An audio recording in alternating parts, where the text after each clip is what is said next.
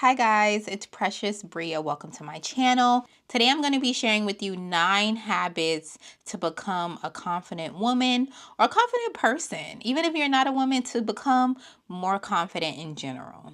The first one that we're going to talk about is speaking positivity into yourself. So we're going to talk about ourselves in a positive light. So you always want to affirm your worth, and this is a perfect opportunity for you to say your affirmations. So some of the affirmations that I like, and I've shared some of these before, I'll share some with you now, is good things are always happening to me.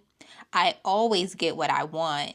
Things are always working out in my favor. So this is a perfect time for you to sit down to write down some affirmations. And if you guys want a video about some affirmations, like a long list of affirmations that I like to say, then definitely let me know. Number 2 is going to be setting boundaries. This can be difficult for a lot of people, but you have to understand that in order for you to become the confident woman or person that you want to be, you have to stand firm in your boundaries.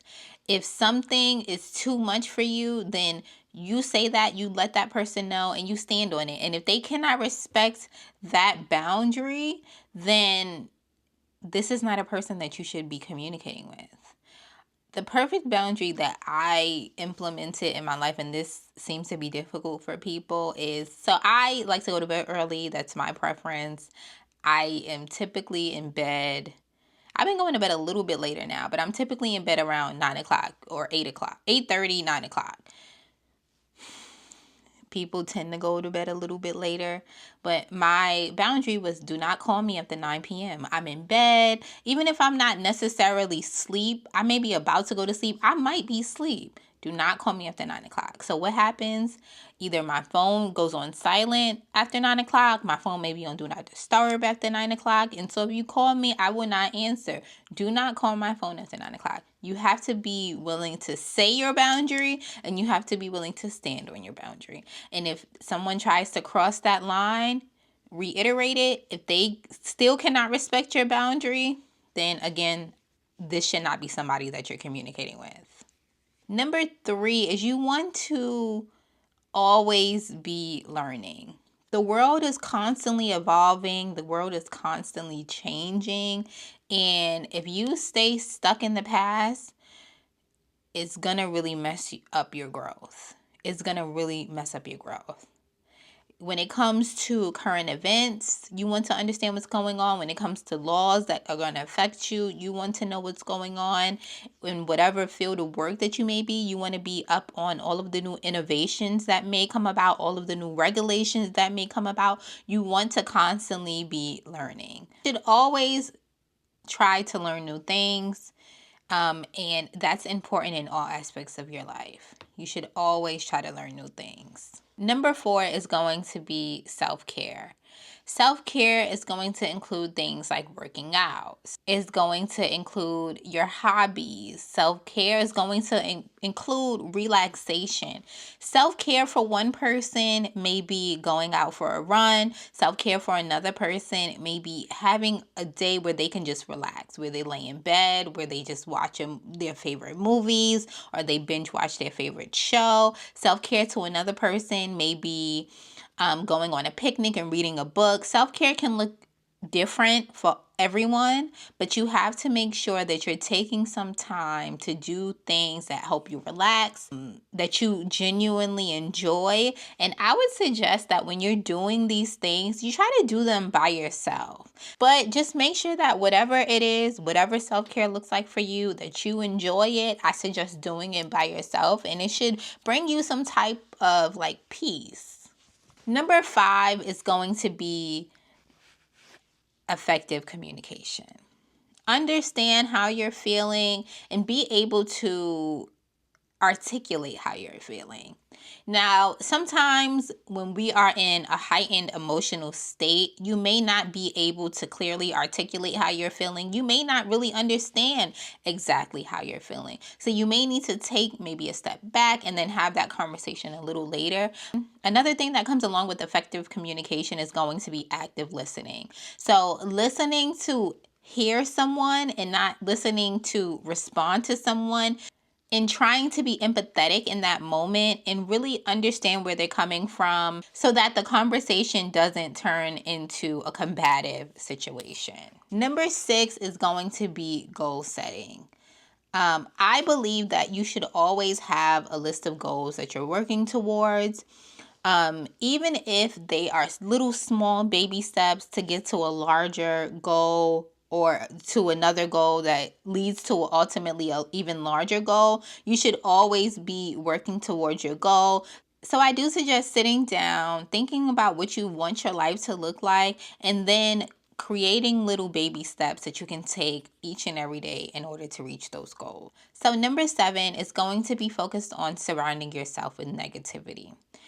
If you are surrounded by a bunch of people that constantly speak negative to you, about you, around you, that's going to make you have a more negative outlook on things as well. So you have to surround yourself with supportive and with positive people, and that's going to help you to be more supportive, and it's going to help you to be more positive as well. Sometimes people don't realize, but the people around you, the environment that you're in, it affects who you are as a person. So you want to, again, always try to be around people that are positive.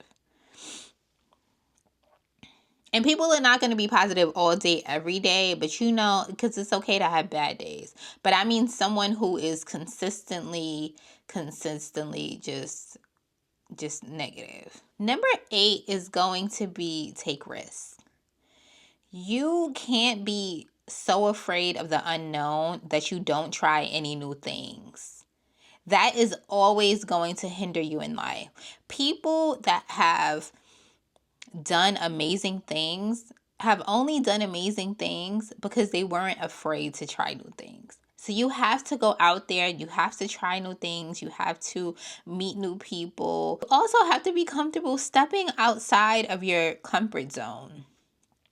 Even if it's with a little tiny, even if it's not like a huge thing, I'm not telling you to go and jump out of an airplane, but I do think that what's a really good thing that a lot of people I think are afraid to do, and this may be because I really do enjoy spending time by myself, going out to eat by yourself. Go out to eat. It can be to a happy hour. Sit at the bar. You don't have to necessarily drink, but sit at the bar by yourself. It's so empowering to just go out and just be by yourself. Go to the movies by yourself.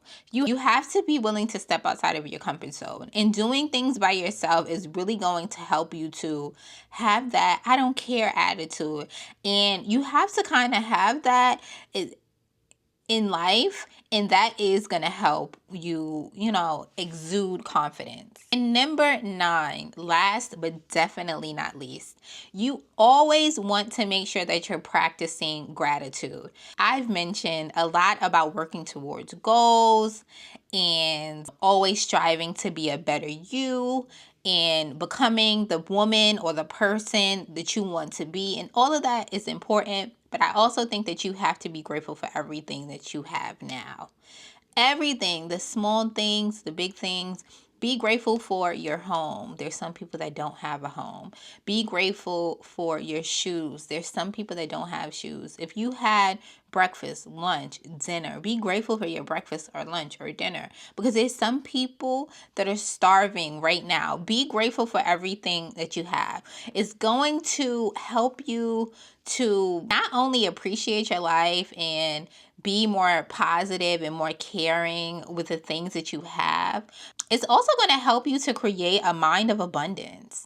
And you'll realize that you have a lot to be grateful for. You have so much to be grateful for. If you're looking at this video right now on your phone, and it's a phone period that you can watch videos on, that you can connect to the internet, you're so lucky. You're so lucky. So being grateful is so, so, so important. So that is the end of the video. I hope that you guys enjoyed this video. Don't forget to like, comment, subscribe, and share. And I hope to see you guys in another video.